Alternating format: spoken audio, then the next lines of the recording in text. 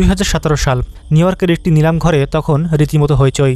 একটি পেইন্টিং বিক্রি হচ্ছে, ক্রেতারা একের পর এক দাম বাড়াচ্ছেন। শেষমেশ হাতুড়ি পড়ল, দাম উঠেছিল $45 কোটি, বাংলাদেশি টাকায় প্রায় 5,000 কোটি টাকা, শুধু একটি ছবির জন্য। এই ছবির নাম স্যালভেটর ম্যান্ডি।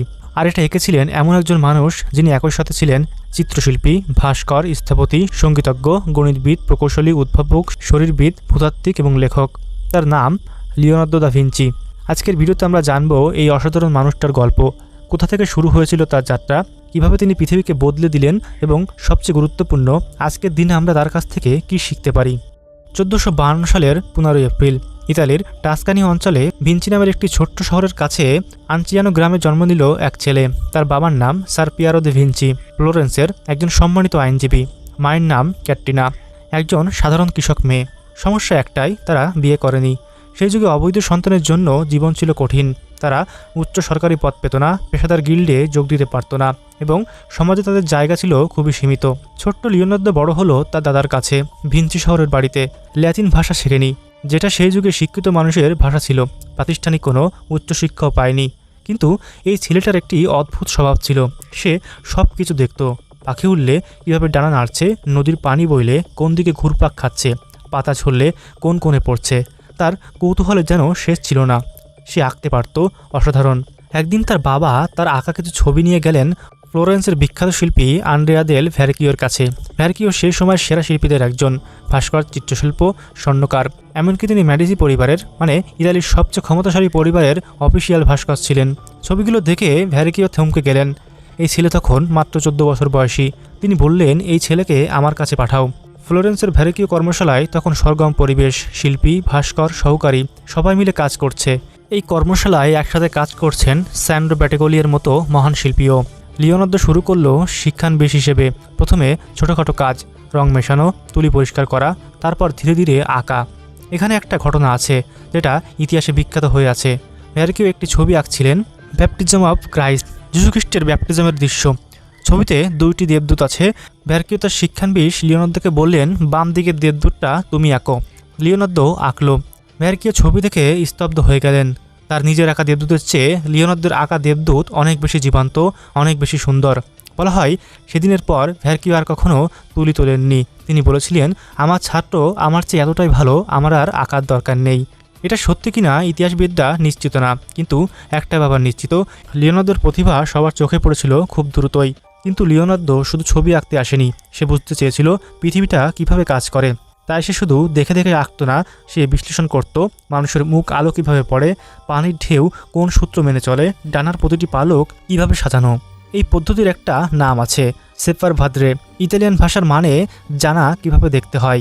লিওনার্দো নিজেই শব্দটা ব্যবহার করতেন। তিনি বিশ্বাস করতেন সবচেয়ে বড় জ্ঞান আসে সঠিকভাবে দেখার মাধ্যমে। 1495 সাল, মিলান শহর। লিওনার্দো তখন ইতালির সবচেয়ে ক্ষমতাশালী মানুষদের একজন। ডিউক লুডোভিকো ফ্রোজায়ের দরবারে কাজ করছেন। ফ্রোজা তাকে একটা কাজ দিলেন, মিলানের সান্তা মারিয়া দে গ্রাজে মাঠের ডাইনিং হলের দেওয়ালে একটা ছবি আঁকতে হবে। বিষয়টা হবে যীশুখ্রিস্টের শেষ রাতের খাবার। সেই রাতে যিশু তার 12 জন শিষ্যকে বলেছিলেন, তোমাদের মধ্যে একজন আমাকে বিশ্বাসঘাতকতা করবে। এই মুহূর্তটা ছবিতে ধরতে হবে। লিওনার্দো শুরু করলেন, কিন্তু সাধারণ কোনো ছবি আঁকলেন না। চিন্তা করলেন, এই মুহূর্তে 13 জন মানুষ আছে, প্রত্যেকের মনে আলাদা অনুভূতি। কেউ অবাক, কেউ রাগী, কেউ দুঃখী, কেউ ভয় পেয়েছে, কেউ অস্বীকার করছে। প্রতিটি মানুষের মুখ হবে আলাদা, হাতের ভঙ্গি হবে আলাদা। তিনি দিনের পর দিন মিলানের রাস্তায় ঘুরতেন, মানুষের মুখ দেখতেন। কারো মুখ রাগ দেখলে মনে রাখতেন, কারো মুখে বিশ্বাসঘাতকতার ছায়া দেখলে স্কেচ করতেন। বিশেষ করে জুর্জের মুখ, মানে যে বিশ্বাসঘাতকতা করেছিল, তার চেহারা খুঁজে পেতে লিওনার্দোর অনেক সময় লেগেছিল।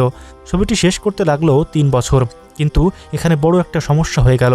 লিওনার্দো সাধারণ ফ্রেসো পদ্ধতিতে আঁকেননি, তিনি নতুন একটা পদ্ধতির চেষ্টা করলেন, টেম্পরেয়া এবং অয়েল রং দিয়ে শুকানো দেওয়ালে। ফলাফল, ছবি আঁকা শেষ হওয়া মাত্র কয়েক দশকের মধ্যেই রং উঠতে শুরু করলো। আজকে আমরা দ্য লাস্ট সুপারে যে ছবিটা দেখি, সেটা মূলত ছবির একটা ক্ষতিগ্রস্ত সংস্করণ। বহুবার সংস্কার করা হয়েছে, তবু এই ছবির সামনে দাঁড়ালে মানুষ আজও থমকে যায়। এবার আসি মোনালিসার কথায়। 1503 সাল, লিওনার্দো একটি ছবি আঁকা শুরু করলেন। বিষয়বস্তু, একজন ফ্লোরেন্টাইন ব্যবসায়ীর স্ত্রী লিসা গার্ডানি। এই ছবিতে লিওনার্দো ব্যবহার করলেন তার নিজের আবিষ্কার করা একটি কৌশল, স্পুমেতো। ইতালিয়ান ভাষায় স্পুমেতো মানে ধোয়া। এই পদ্ধতিতে রঙের সীমানাগুলো ঝাপসা করে দেওয়া হয়, ফলে ছবিটা দেখতে লাগে যেন কুয়াশার মধ্যে আছে। মোনালিসার হাসিটা এই কারণেই এতটা রহস্যময়। তার ঠোঁটের কোণে আলো এবং ছায়া এমনভাবে মেশানো যে হাসছেন নাকি হাসছেন না সেটা ঠিক বোঝা যায় না। গবেষকরা বলেন এই হাসি দেখে মানুষের মস্তিষ্ক ভিন্ন সিদ্ধান্তে পৌঁছায়। একবার মনে হয় খুশি, পরক্ষণেই মনে হয় বিষণ্ণ। লিওনার্দো এই ছবিটা আঁকতে সময় নিয়েছিলেন প্রায় 16 বছর এবং মৃত্যু পর্যন্ত ছবিটা তার কাছেই ছিল, কারণ তার কাছে মোনালিসা ছিল অসম্পূর্ণ।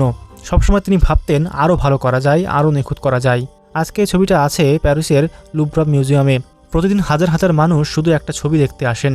লিওনার্দো দিনে ছবি আঁকতেন, তাহলে রাতে কি করতেন? মৃতদেহ কাটতেন। সেই যুগে মৃতদেহ বিচ্ছেদ করা ছিল বিপজ্জনক, চার্চের নিষেধ ছিল, কিন্তু লিওনার্দো গোপনে হাসপাতাল থেকে মৃতদেহ সংগ্রহ করতেন এবং কেটে কেটে দেখতেন। উদ্দেশ্য একটাই, বুঝতে চান শরীরটা কিভাবে কাজ করে। তিনি 30টিরও বেশি মানুষের মৃতদেহ ব্যবচ্ছেদ করেছিলেন। তার আকার হৃৎপিণ্ডের ছবি, ভূগর্ভস্থ শিশুর ছবি, মাংসপেশির ছবি, এগুলো এতটাই নিখুঁত ছিল যে আজকের মেডিকেল বইয়েও এগুলো রেফারেন্স হিসেবে টিকে আছে। কিন্তু একটা বড় সমস্যা ছিল, তিনি এই গবেষণা কখনো প্রকাশ করেননি। সব পড়ে রইল তার নোটবুকে।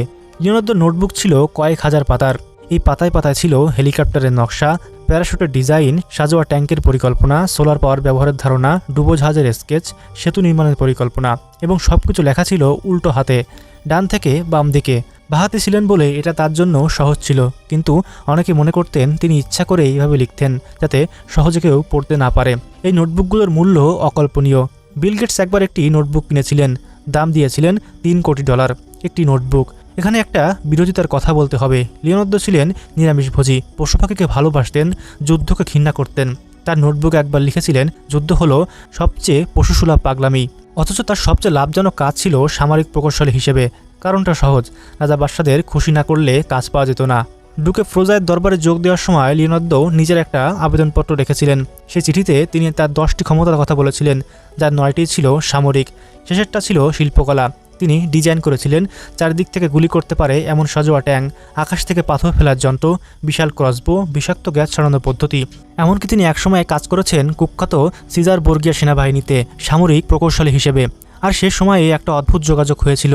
লিওনার্দোর সাথে দেখা হয়েছিল নিকোলো ম্যাকিয়াভেলির সাথে, যিনি ছিলেন বিখ্যাত দ্য প্রিন্স। দুইজন ইতিহাসের সবচেয়ে তীক্ষ্ণ মাথার মানুষ, একই সময়ে একই জায়গায়। জীবনে বেশিরভাগ সময় লিওনার্দো ইতালিতে কাটিয়েছেন, ফ্লোরেন্স, মিলান, ভ্যানিস, রোম।